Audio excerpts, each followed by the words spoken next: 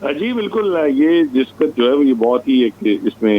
بڑی اجلت کے ساتھ جو ہے وہ یہ اسٹارٹ کیا گیا تھا، جب یہ 150 بنیادی جو مراکز صحت ہیں ان کو مریم نواز کلینک کا نام دے کر جو ہے وہ آؤٹ سورس کیا گیا۔ یہ پائلٹ پروجیکٹ تھا، لیکن اس پائلٹ پروجیکٹ کے جو اس کی جو آؤٹ کمز ہیں ان کو دیکھے بغیر محکمہ صحت کی جانب سے جو افسرشاہی ہے اس نے 982 مزید بی ایچ یوز اس میں شامل کر دیا، اور یہ مجموعی طور پر 1132 بی ایچ یوز ہیں جن کو جو ہے وہ ٹھیکے پر دیا گیا ہے۔ اور اس میں اس ایک طرف جو ہے وہ نہ صرف ٹھیکے پر دیا گیا بلکہ دوسری طرف جو شفافیت ہے اس کو بھی جو ہے وہ انشور نہیں کیا گیا، اور جو ملازمین ہیں وہ جو وہاں پہ کام کر رہے تھے ان کے اندر ایک جو ہے وہ انریسٹ پیدا ہوا۔ اس کو ایڈریس کیے بغیر ہی جو ہے وہ صورتحال کو آگے بڑھا دیا گیا، اور اس پروگرام پر نہ صرف عمل درآمد کیا گیا بلکہ اس کی پاداش میں جو ہے وہ ملازمین کو جو فارغ کیے گئے ان کو کس طرح اکوموڈیٹ کیا جائے گا، کہاں اکوموڈیٹ کیا جائے گا، ان کو کس طرح جو ہے وہ انشور کیا جا سکتا ہے کہ ان کی نوکری کو، ان کی ملازمت کو جو ہے وہ کسی صورت کوئی خطرہ نہیں ہے، اس پر کوئی خاطر توجہ نہیں دی گئی، جس کی وجہ سے آج یہ سنگین صورتحال ہے جس کا اس وقت جو ہے وہ سامنا کرنا پڑ رہا ہے کہ شاہراہ قائد اعظم جو ہے وہ لاہور میں وہ 12 روز سے بند پڑی ہے، اور آج اب اس وقت جو ہے وہ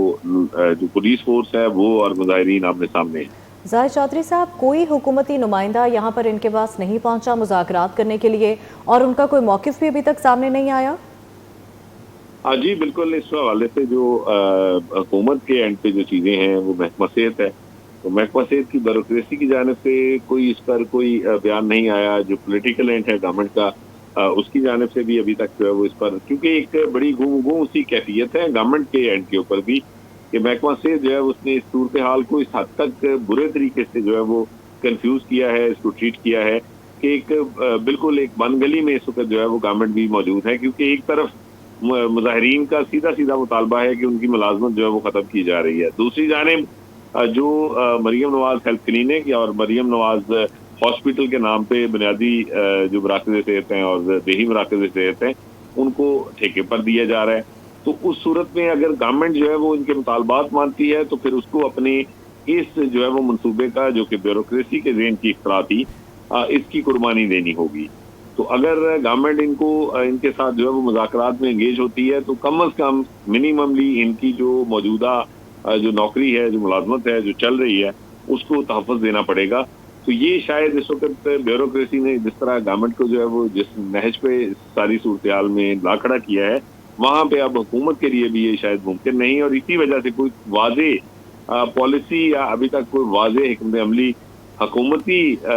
جو ہے وہ سطح کے اوپر وہ سامنے نہیں آ سکی کہ کس طرح جو ہے وہ اس دھرنے کے شرکا کو جو ہے وہ سیٹسفائی کیا جا سکے اور خوش اسلوبی اچھا زاہد، ہمیں یہ بتائیے گا کہ جس طرح سے ابھی آپ نے بتایا کہ حکومت کی جانب سے تو کوئی واضح پالیسی سامنے نہیں آ رہی ہے، لیکن جو احتجاجی مظاہرین ہیں